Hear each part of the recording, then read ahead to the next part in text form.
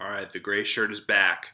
So you know we have a conversation today about understanding the Bible, background, uh, aspects of the Bible, and that is because we've hit a new section. We've done the Gospels and Acts. Not that Acts is a gospel, but it's connected.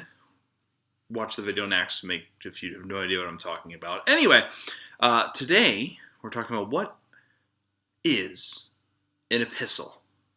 Yes, an epistle. In short, epistle is a fancy word for letter. They're letters. Really long letters. Well, some of them are short. But yes, by today's standards, really long letters. So these are most of the books in the New Testament. We're talking. You ready for this? All the ones that Paul wrote, so Romans, Corinthians, Galatians, Galatians. But then there are also some books that are attributed to Paul that Paul probably didn't write, such as Ephesians, Colossians, Philippians, probably written by Paul, Thessalonians, written by Paul, Timothy, Titus, Philemon, definitely Paul. Then we have books such as Hebrews, James, 1st, 2nd Peter, 1st John, 2nd John, 3rd John, and Jude. Revelation's its own thing. So pretty much every book, except for Revelation that's left in the New Testament, is an epistle. So, yes, it's a letter, but what specifically are these letters, and why are they in our library now as books? Well, like I said, they're long, so they could be a book. But two, these were letters written by leaders that are explaining key teachings of the church. If you read any of these epistles, pretty much there's always some kind of context in the background. Some context in the background. There's an issue that the people have got to come across. Something's happened in the community that has caused them to ask theological, practical questions. Sometimes the same thing, not always. The letters often are showing us how to be church now and going forward, right? How do we live out this faith that we have, this good news that we heard in the Gospels?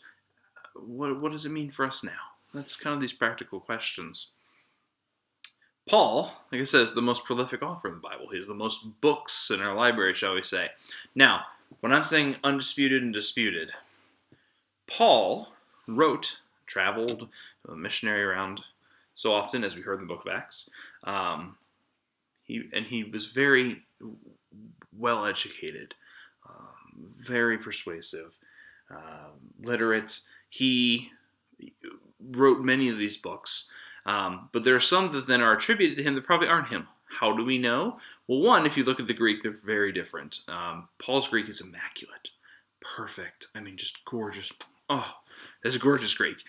Some of these other ones, the Greek's not as immaculate. Maybe Paul's getting a little fuzzy in the head, but I don't think so. No, especially because he was martyred. So that theory is probably not true. Spoiler alert on the martyr. Sorry. If you could also say perhaps that Paul, most likely what's happened is that people who were in the Pauline school of thought, or those that were future leaders, maybe the next generation of the church after Paul has deceased. A way to honor someone is to attribute the letter that you have wrote to your mentor. So, let's say Billy Bob, second generation of the church, writes this great letter to the Colossians, and he's using Paul's theology from his other letters, everything that Paul has taught him, how to be church, this understanding of Christ, etc., etc. And so Billy Bob would say, yes, this is written by Paul, because it's Paul's inspiration that guided him to do this. This was honorific and very typical in this time period. Like I said, I'm trying to think of a popular example. Pliny the Elder and Pliny the Younger maybe comes to mind. Yes, so epistles. Most written by Paul, and if not, they're most attributed to Paul. There are other epistles that are written not by Paul, or not attributed to Paul, and we'll get to those too. Some of the ones I listed off here. But most of these books are going to be for finding your match. They're going to hit certain topics.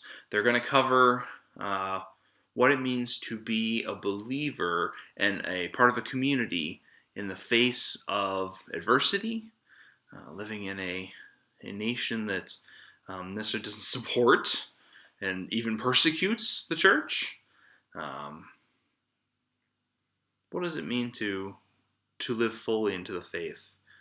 What does sacrifice look like? What does love look like? What does generosity look like? These are the questions that get answered in these books.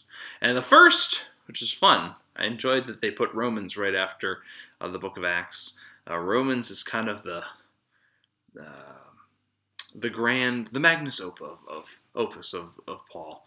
It is. Well, we'll get to it tomorrow. I'm getting ahead of myself. I'm just so excited for Romans. But anyway, so if these kind of books are sounding interesting to you, buckle up, because we're going to be in the epistles for a couple weeks, and some of them do have sequels, so you might get a couple books out of this coming out of the library.